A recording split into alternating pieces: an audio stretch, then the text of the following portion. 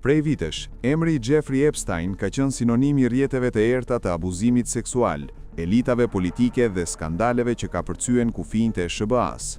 Por ajo që nuk pritej ishte përfshirja indirekte e një lideri ballkanik në dosjet voluminoze që Departamenti Amerikan i Drejtësisë publikoi së fundmi.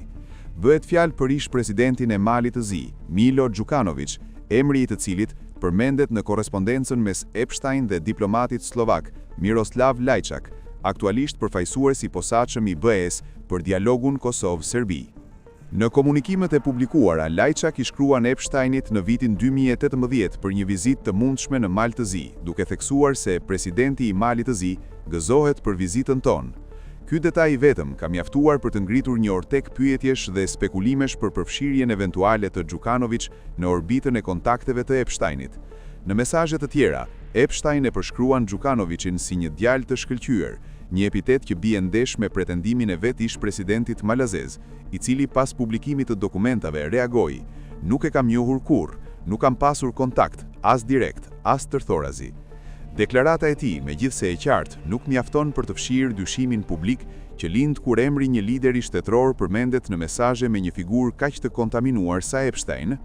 Për më tepër, konteksti i këtyre bisedave lë të kuptohet se vizita ishte më shumë se një ide, ishte e koordinuar dhe pritej të realizohej me mikpritje zyrtare. Skandali është thelluar edhe më tej me dorëheqjen e vet Lajčakut nga pozita e këshilltarit të kryeministrit slovak, një akt që e bëri të pamundur mbrojtjen me tezën e rastësisë së bisedave. Duke pasur parasysh që Epstein ndërtonte marrëdhënie të strukturuara me njerëz me influencë, përfshirë politikan, akademik dhe financier, përmendja e Đukanovićit si mikpritës i mundshëm e vendos atë, të paktën në perceptim publik, në një pozitë tepër delikate. Analistët në rajon nuk e shohin këtë si një përfshirje direkte në krimet e Epsteinit, por si një simptom alarmante e mënyrës se si politikan nga Ballkani mund të përfshihen në rrjetet e influencës globale, shpesh pa vetdije për rreziqet morale dhe politike që mbartin këto lidhje.